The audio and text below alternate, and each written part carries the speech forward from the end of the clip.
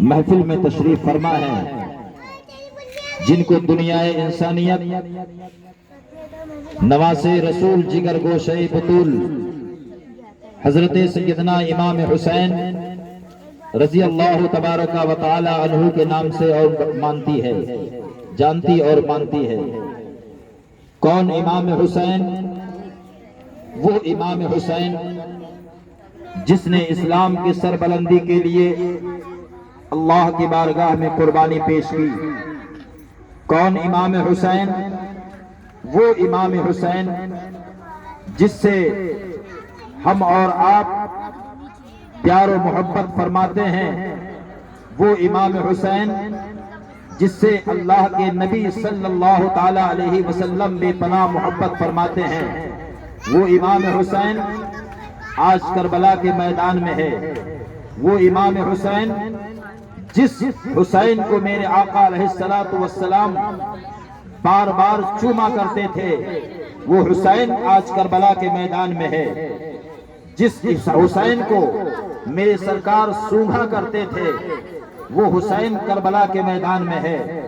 ایک مرتبہ میرے آقا علیہ الصلوۃ والسلام اپنے شہزادے حسن و حسین کو چوم رہے تھے، اور چومنے کے بعد میرے سرکار علیہ السلام حسن و حسین کو سونگھنے لگے۔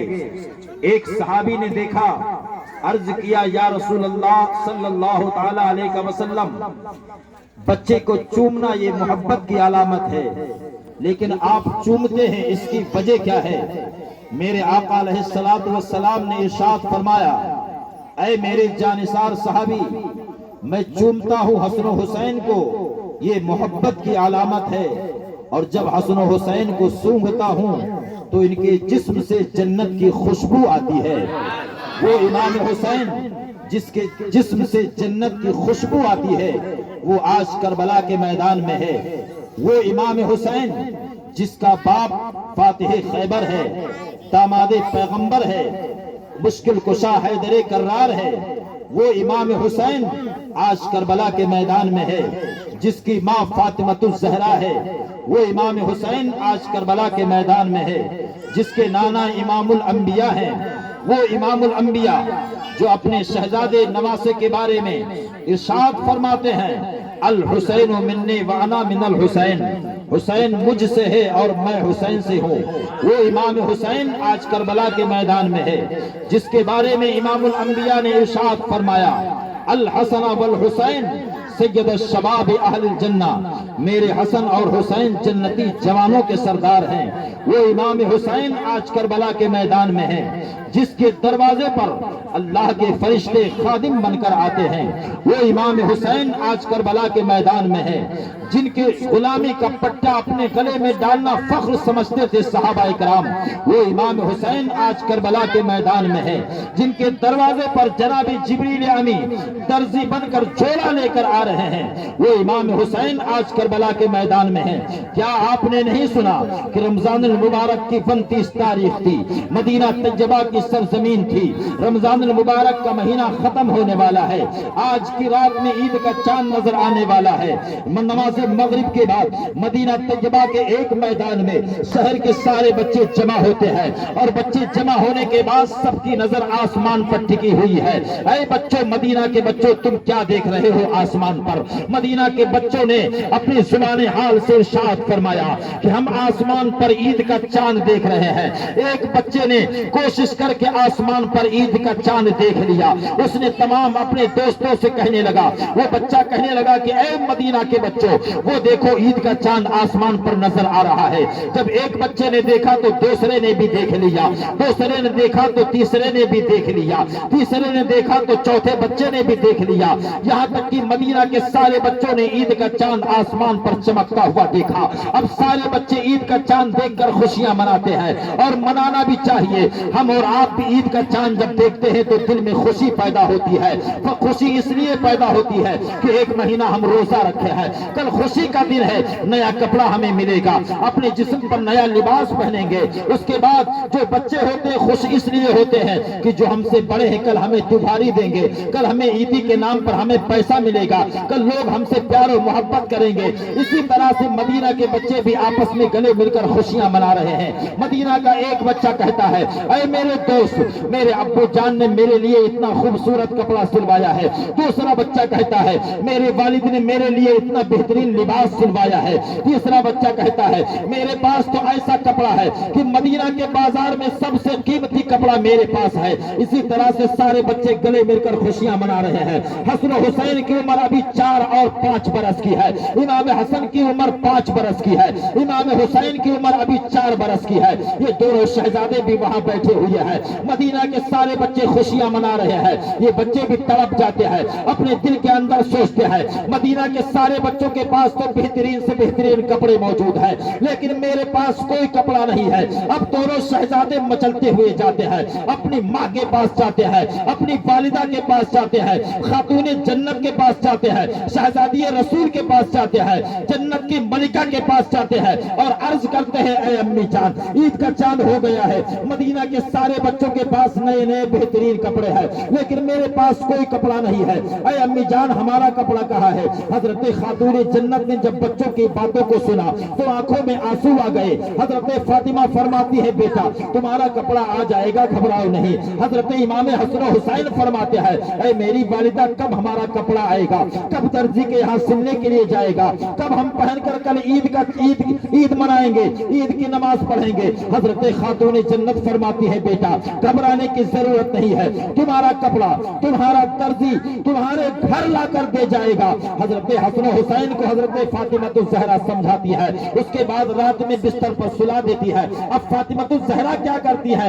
اے میری ماں بہنوں سنو، حضرت فاطمہ الزہرا کیا کرتی ہے؟ حضرت فاطمہ الزہرا اپنے شہزادوں کو بستر پر سلانے کے بعد مصلی اٹھاتی ہے، بارگاہ خداوندی میں بچھا دیتی ہے، مصلی بچھا ہوا ہے۔ حضرت فاطمہ نماز کی حالت میں ہے، نماز ادا کر رہی ہے، نماز ادا کرنے کے بعد سلام پھیرتی ہے، سلام پھیرنے کے بعد اللہ کی بارگاہ میں دعا کر رہی ہے۔ پوری رات آپ نماز پڑھتی رہی یہاں تک کہ صبح کی سفیدی نمودار ہو گئی۔ حضرت فاطمہ الزہرا نماز نفل ختم کرنے کے بعد اللہ کی بارگاہ میں دعا کر رہی ہے، اپنی آنچل رحمت کو اٹھا کر بارگاہ خداوندی میں عرض کرتی ہے اے پروردگار عالم تو جانتا ہے کہ تیری کنیز فاطمہ کبھی جھوٹ نہیں بولا کرتی ہے، مولا میں نے حسن حسین سے کپڑا دینے کا وعدہ کر لیا ہے، آج فاطمہ کے اٹھے ہوئے ہاتھوں کی لاج رکھ لے مولا، آج تیری فاطمہ اگر جھوٹی ثابت ہو گئی میرے شہزادے زندگی بھر مجھے جھوٹا کہیں گے، اے میرے مولا میرے اٹھے ہوئے ہاتھوں کی لاج رکھ لے۔ آنکھوں سے آنسو جاری ہے، اللہ کی بارگاہ میں رو رہی ہے،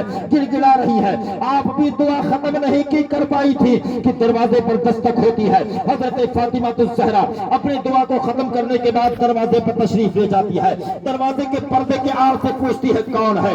جواب آتا ہے کہ حسن حسین کا درزی ہو، ان کا کپڑا لے کر آیا ہو۔ حضرت فاطمہ الزہرا پردے کے آڑ سے کپڑے کو لے لیتی ہے، کپڑے کو لینے کے بعد آپ کپڑے کو دیکھ رہی ہے، کپڑا اتنا خوبصورت ہے، اتنا حسین و جمیل ہے کہ مدینہ میں کسی مارکیٹ میں اتنا خوبصورت کپڑا نہیں ہے، مدینہ کے کسی بچے کے پاس اتنا خوبصورت کپڑا نہیں ہے، مدینہ کے بازاروں میں اتنا خوبصورت لباس نہیں ہے۔ آپ کپڑے کو دیکھ رہی تھی کہ اتنے میں امام الانبیاء، تاجدار انبیاء، سرور کونین، فخر موجودات، ہم غریبوں کے غم گسار، مکی مدنی کے تاجدار، احمد مصطفیٰ محمد مصطفیٰ صلی اللہ تعالی علیہ وسلم حضرت فاطمہ الزہرا کے گھر تشریف لاتے ہیں۔ ارشاد فرماتے ہیں میری بیٹی فاطمہ کیا میرے شہزادوں کو تیار کیا یا نہیں تیار کیا؟ حضرت فاطمہ الزہرا فرماتی ہے بابا جان یہ دیکھو حسن و حسین کا کپڑا آیا ہے، میرے آقا کپڑے کو اپنے دستے نبوت میں لیتے ہیں، اب کپڑے کو دیکھ رہے ہیں، مصطفیٰ مسکرا رہے ہیں، مصطفیٰ جان رحمت ارشاد فرماتے ہیں کہ اے فاطمہ یہ کپڑا کون لایا ہے؟ کپڑا کہاں سے آیا ہے؟ حضرت فاطمہ فرماتی ہے اے بابا جان، اے میرے ابا جان مجھے یہ نہیں پتا ہے کہ کپڑا کون لایا ہے اور کپڑا کہاں سے آیا ہے، ہاں البتہ اتنا ضرور جانتی ہو کہ نماز فجر کے بعد دروازے پر دستک ہوئی تھی، جب میں نے پردے کے آڑ سے کپڑے کو لیا تھا تو وہ آنے والے نے کہا تھا کہ میں حسن و حسین کا درزی ہوں جو ان کا کپڑا لے کر آیا ہو۔ میرے آقا مسکرا کر فرماتے ہیں اے میری بیٹی فاطمہ تو جاننا چاہتی ہے کہ حسن و حسین کا کپڑا لے کر جو درزی بن کر آیا ہے وہ کون ہے؟ حضرت فاطمہ فرماتی ہے اے بابا جان میں ضرور جاننا چاہتی ہوں۔ میرے آقا ارشاد فرماتے ہیں اے میری بیٹی فاطمہ اگر تو جاننا چاہتی ہے کہ جو حسن و حسین کے دروازے پر درزی بن کر کپڑا لا رہا ہے وہ کوئی کوئی اور نہیں ہے بلکہ فرشتوں کا سردار سید الملائکہ جبریل امی ہے جو حسین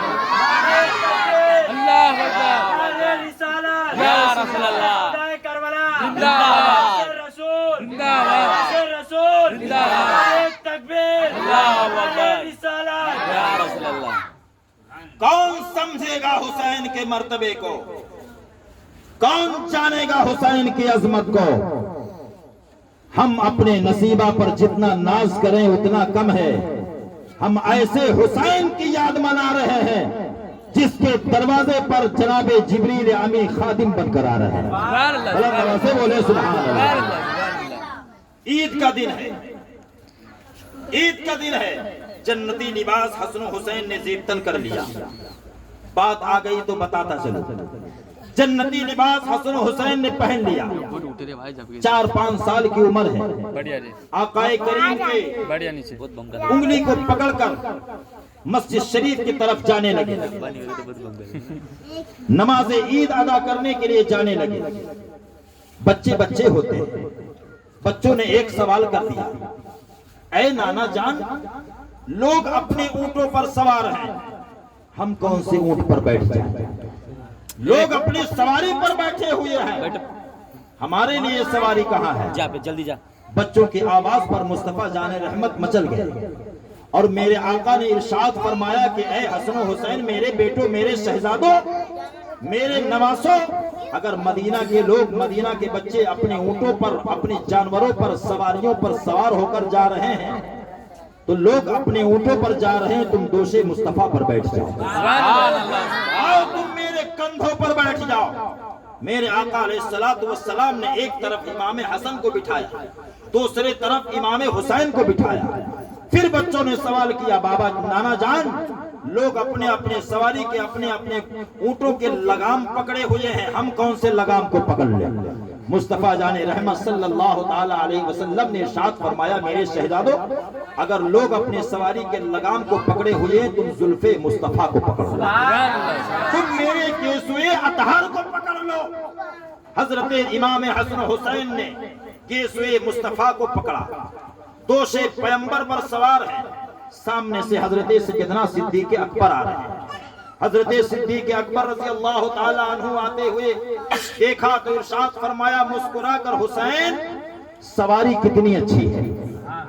ان کے کہنے کا مطلب تھا، اے امام حسین، تم جس کے کندھے پر سوار ہو وہ کوئی اور نہیں ہے بلکہ تمام انبیاء کا سردار، تمام نبیوں کا سردار امام الانبیاء ہے۔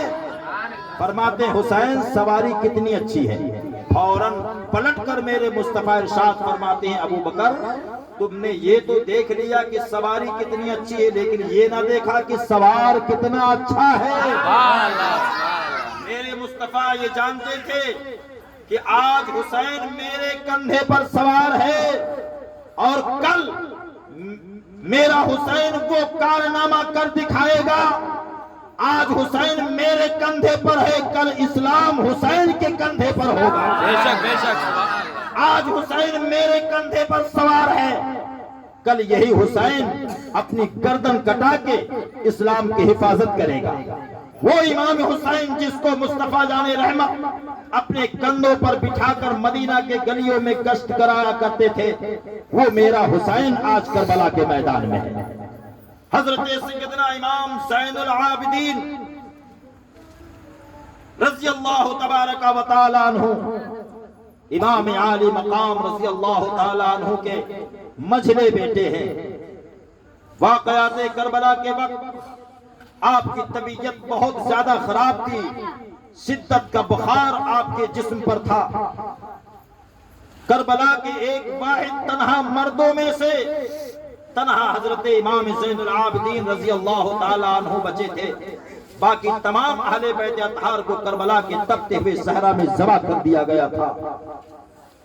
واقعات کربلا کے بعد جب دوبارہ امام زین العابدین مدینہ طیبہ پہنچے تو آپ کے ایک دوست تھے بچپن کے، جن کا نام تھا عبداللہ، راستے میں ملاقات ہو گئی۔ دونوں امام زین العابدین اور جناب عبداللہ گلے مل کر رونے لگے۔ عبداللہ نے فرمایا کہ اے سجاد، کربلا میں آپ کے ساتھ کیا ہوا؟ کربلا میں آپ کے ساتھ کیا ہوا؟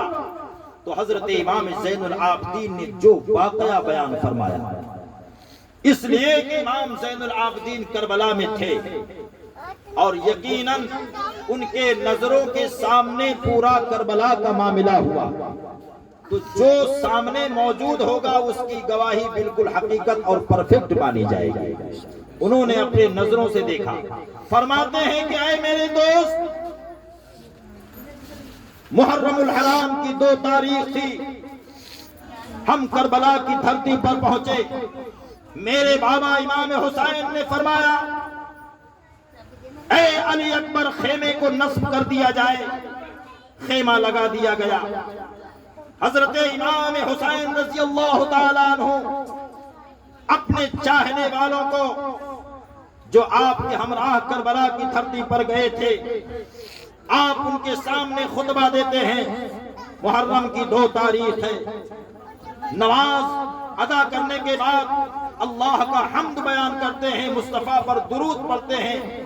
اس کے بعد آپ فرماتے ہیں اے میرے ساتھیوں، ہم ایسی سرزمین پر آ گئے ہیں جس سرزمین کو میرے نانا علیہ السلام نے مجھے خواب میں دکھایا تھا۔ مجھے ایسا محسوس ہوتا ہے کہ میرا آخری وقت آ پہنچا ہے۔ میری یہ خواہش ہے کہ جسے جہاں جانا ہو وہاں چلا جائے۔ مجھے ایسا لگتا ہے کہ کربلا کے اسی میدان میں مجھے شہید کر دیا جائے گا۔ حضرت سیدنا امام حسین رضی اللہ تعالیٰ عنہ کربلا کے میدان میں، کربلا کی دھرتی پر 2 محرم شریف کو تشریف لے گئے۔ 2 تاریخ گزری، 3 تاریخ گزری، 4 5 تاریخ گزری، 6 تاریخ کو آپ نے اس میدان سے جہاں آپ کا خیمہ نصب تھا وہاں سے جانے کا ارادہ فرمایا۔ خیمے کو اکھاڑا گیا۔ رات کا ایام ہے۔ آپ نے قافلے کو کوچ کرنے کا حکم دیا۔ قافلہ کوچ کرنے والا تھا کہ کیا دیکھتے ہیں کہ سامنے سے 1000 کی فوج سامنے کھڑی ہوئی ہے، جس فوج کا سپہ سالار کمانڈر جس کا نام حر ہے، وہ حر 1000 سپاہیوں کا سربراہ امام عالی مقام رضی اللہ تعالیٰ عنہ کے راستے میں کھڑا ہو گیا۔ میرے آقا حسین نے ارشاد فرمایا کون ہو؟ کہا میں کوفے سے آیا ہوں، ابن زیاد کا سپاہی ہوں، میرا نام حر ہے۔ ابن زیاد کا حکم ہوا ہے کہ حسین کو کربلا کے میدان میں گھیرا جائے اور یزید کی بیعت کرنے کے لیے کہا جائے۔ میرے آقا حسین نے ارشاد فرمایا کہ حسین اپنی جان تو دے سکتا ہے لیکن یزید کے ناپاک ہاتھ میں اپنا ہاتھ نہیں دے سکتا ہے۔ اے حر، تو جانتا ہے میں کون ہوں؟ یہ دیکھ میرے سر پر امام الانبیاء صلی اللہ تعالی علیہ وسلم کا عمامہ ہے، میری ماں فاطمہ الزہرا ہے، میرے باپ حیدر کرار فاتح خیبر داماد پیغمبر مولا علی ہے۔ اے حر، تو مجھ سے جنگ کرنا چاہتا ہے، تو مجھے گرفتار کرنا چاہتا ہے؟ وہ حر جو امام عالی مقام رضی اللہ تعالیٰ عنہ کے راستہ روک کر کھڑا ہوا تھا، اس کے دل میں اہل بیت اطہار کی بڑی محبت تھی، حضرت مولا علی سے بڑا پیار تھا، امام حسن سے بڑا لگاؤ تھا، حضرت فاطمہ الزہرا رضی اللہ تعالی عنہا سے محبت کرنے والا تھا، اہل بیت سے محبت کرنے والا تھا۔ اس نے امام عالی مقام سے ارشاد فرمایا کہ حضور مجھے تھوڑا وقت چاہیے۔ نماز ادا کرنے کے بعد پھر دوبارہ امام عالی مقام کی بارگاہ میں حاضر ہوتا ہے اور عرض کرتا ہے کہ اے امام عالی مقام، میں نہیں چاہتا کہ آپ یہاں اس کربلا کے صحرا میں آپ تشریف فرما رہے ہیں۔ آج کی رات کا جب اندھیرا چھا جائے، آپ اپنے چاہنے والوں کو لے کر یہاں سے خیمہ لے کر جہاں آپ کا دل چاہے وہاں آپ چلے جائیں۔ حضرت سیدنا امام حسین رضی اللہ تعالیٰ عنہ نے اپنے چاہنے والوں سے اہل خیمہ سے ارشاد فرمایا، نماز عشاء کے بعد یہ خیمہ اکھاڑو اور یہاں سے ہم کوچ کرتے ہیں۔ اللہ اکبر، غور سے سنیے، خیمہ اکھاڑا گیا، عورتوں اور بچوں کو ہمراہ لے کر امام عالی مقام سفر کے لیے کوچ فرماتے ہیں۔ پوری رات سفر کرتے رہے، پوری رات میرے امام سفر کرتے رہے، پوری رات چلتے رہے۔ رات کا سناٹا ہے، پورے میدان میں اندھیرا چھایا ہوا ہے۔ میرے امام پوری رات چلتے رہے، لیکن صبح کی سفیدی نمودار ہوئی تو آپ کیا دیکھتے ہیں کہ جس جگہ سے آپ نے خیمہ اکھاڑا تھا اسی جگہ پر ابھی موجود ہے۔ جب آپ نے یہ منظر دیکھا تو سمجھ گئے یہ اللہ کی مرضی ہے۔ اے حسین، اب اس جگہ سے تجھے کہیں جانے کی ضرورت نہیں ہے۔ میرے امام حسین نے غور سے پورے میدان کو دیکھا، اور دیکھنے کے بعد آپ نے اپنے ساتھیوں سے فرمایا کہ جس مقام کا ہمیں انتظار تھا، جس زمین پر ہمیں آنا تھا، ہم اس زمین پر پہنچ چکے ہیں۔ میرے امام نے خیمہ لگانے کا حکم دے دیا۔ ادھر ایک جاسوس نے جا کر ابن زیاد سے کہا کہ اے ابن زیاد، تو نے 1000 سپاہیوں کا کمانڈر جس کو بنا کر بھیجا ہے ہر کو، وہ رات میں حسین سے ملاقات کرتا ہے، رات میں حسین سے بات چیت کرتا ہے، لگتا ہے کہ وہ صلح کر لے گا۔ ابن زیاد نے 22,000 لشکر جرار کو کربلا کے میدان میں اتار دیا، اور ہر سے کہنے لگا کہ اے ہر، تجھے امام حسین سے صلح کرنے کے لیے ہم نے یہاں نہیں بھیجا تھا، امام حسین کو گرفتار کرنے کے لیے بھیجا تھا۔ امام عالی مقام رضی اللہ تعالیٰ عنہ کی محبت میں سرشار حضرت ہر نے ارشاد فرمایا کہ اے ابن زیاد، ہم حسین کی غلامی کا پٹا اپنے گلے میں ڈال چکے ہیں، اب ہر کا مرنا بھی حسین کے لیے ہے، اور ہر کا جینا بھی حسین کے لیے۔ جہاں وہ یزیدیوں کے سپاہی کے کمانڈر تھے، اب امام عالی مقام رضی اللہ تعالی عنہ کے غلام بن گئے، اور میرے آقا حسین نے آپ کو ایک لقب دیا، آزاد۔ حر کے معنی ہوتا ہے آزاد۔ میرے آقا حسین نے ارشاد فرمایا کہ اے حر، تو جس طرح یزیدیوں کا ساتھ چھوڑ کر نواسے رسول کا ساتھ دیا ہے، حسین اپنی زبان سے تجھے دعا دیتا ہے کہ دنیا کی آگ سے بھی تو آزاد ہے اور جہنم کی آگ سے بھی تو آزاد ہے۔ حضرت حر رضی اللہ تعالیٰ عنہ امام عالی مقام رضی اللہ تعالیٰ عنہ کے نام پر محرم الحرام کی 10 تاریخ کو اپنی جان کو قربان کیا۔ آپ کے ساتھیوں میں سے بے شمار ساتھی امام عالی مقام رضی اللہ تعالیٰ عنہ کے نام پر اپنے جان کا نذرانہ پیش کرتے رہے۔ کبھی جوان امام حسین کے قدموں پہ جان قربان کر رہے ہیں، کبھی بوڑھے امام حسین کے نام پر اپنی جان قربان کر رہے ہیں۔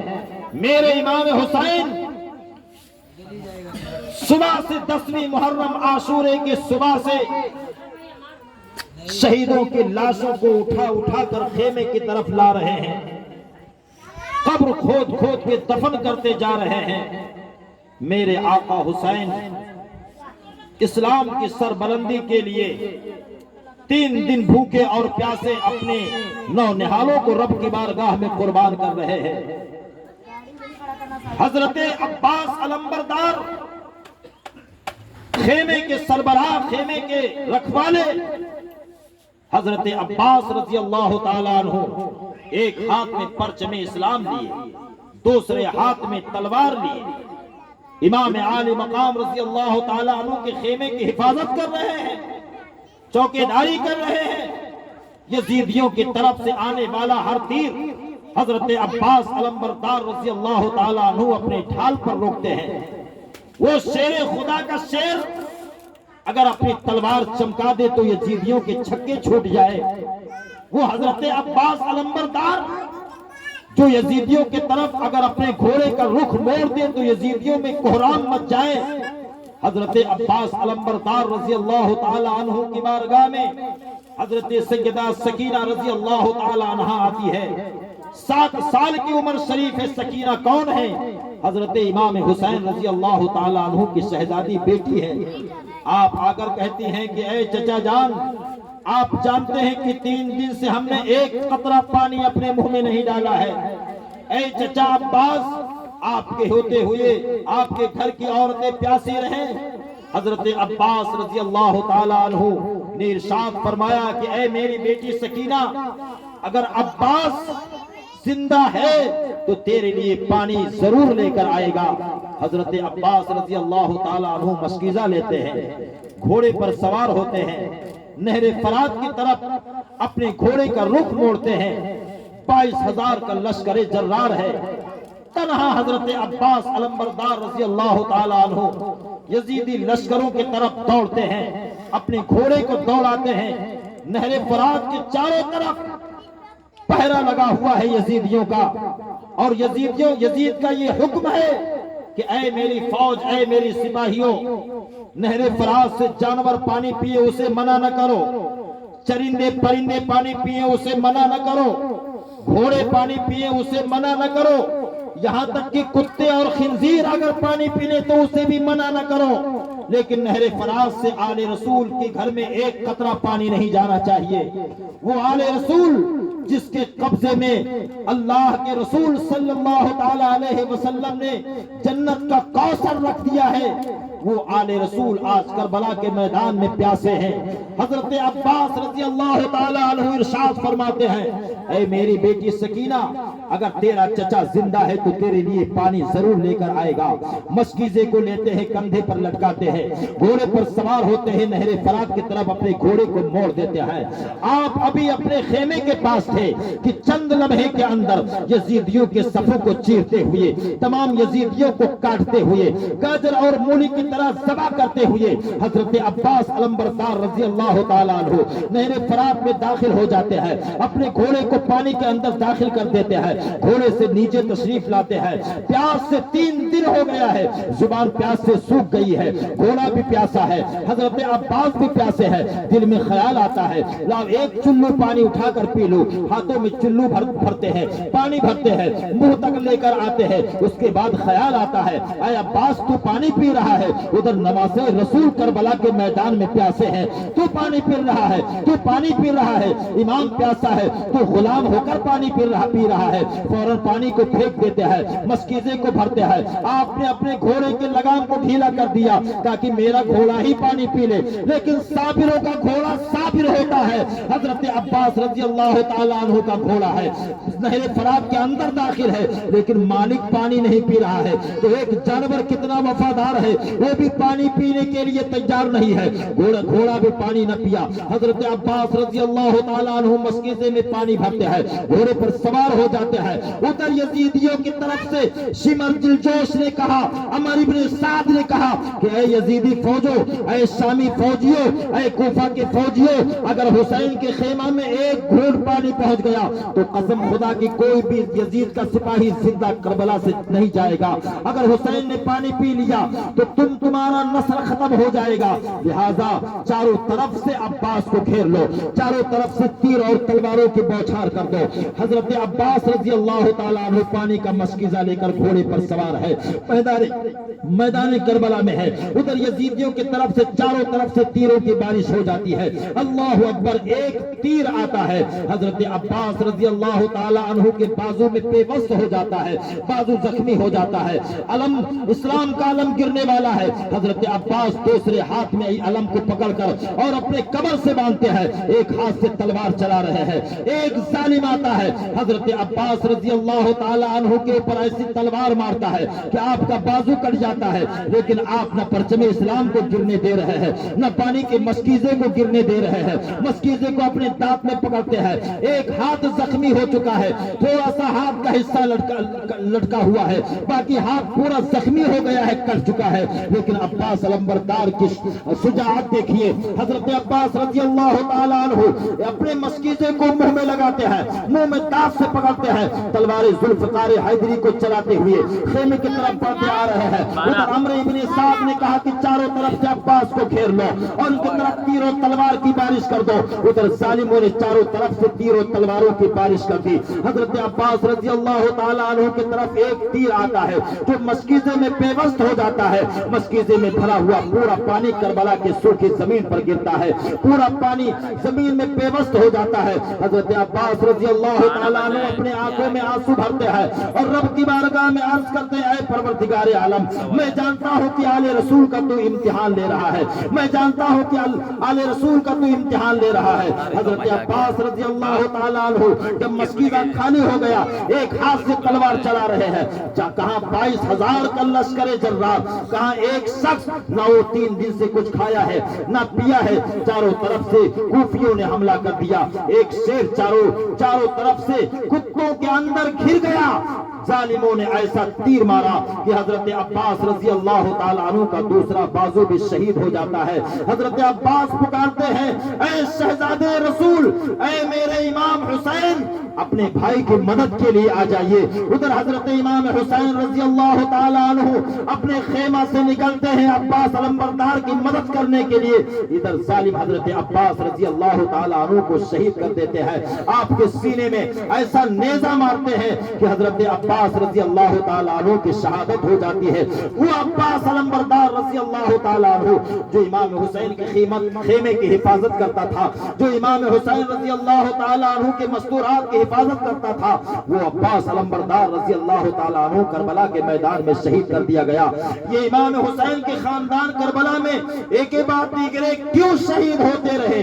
اس لیے شہید ہوتے رہے کہ میرے نانا جان کی جو امت ہے ان کا بیڑا پار ہو جائے, ان کے پاس مکمل طریقے سے قرآن پہنچ جائے, مکمل طریقے سے شریعت پہنچ جائے. ورنہ اگر امام حسین کربلا کے میدان میں اگر قربانی نہ دیتے تو قسم خدا کہ ہم اور آپ یہاں امام حسین کا جلسہ نہ کرتے. بلند آواز سے درود پاک پڑھیں, اللہم صلی علی سیدنا شفیعنا مولانا محمد معدن الجود والکرم وآلہ واصحابہ بارک وسلم صلاۃ و سلام علیکہ یا سیدی یا رسول اللہ صلی اللہ تعالی علیہ وسلم. حضرت امام حسین رضی اللہ تعالی عنہ کے بیٹے حضرت امام علی اکبر نے اپنی جان رب کی بارگاہ میں قربان کیا. آپ کے بھتیجے امام حسن رضی اللہ تعالی عنہ کے بیٹے امام قاسم نے اپنی اٹھتی ہوئی جوانی کو رب کی بارگاہ میں قربان کیا. حضرت عباس علمبردار نے اپنی قربانی رب کی بارگاہ میں پیش کی. اب گھر میں باقی کون بچا؟ حضرت امام حسین ہیں, حضرت امام زین العابدین ہیں اور حضرت سیدنا امام علی اصغر 6 مہینے کے ہیں, 6 مہینے کے بچے ہیں. خیمے کے اندر سے آواز آتی ہے, امام عالی مقام رضی اللہ تعالیٰ عنہ خیمے کے اندر تشریف لے جاتے ہیں. حضرت سیدہ زینب سلام اللہ تعالیٰ علیہا نے ارشاد فرمایا کہ اے میرے بھائی حسین, یزیدیوں سے دشمنی آپ سے ہے, اس چھوٹے سے معصوم بچے نے کیا بگاڑا ہے؟ آپ اس بچے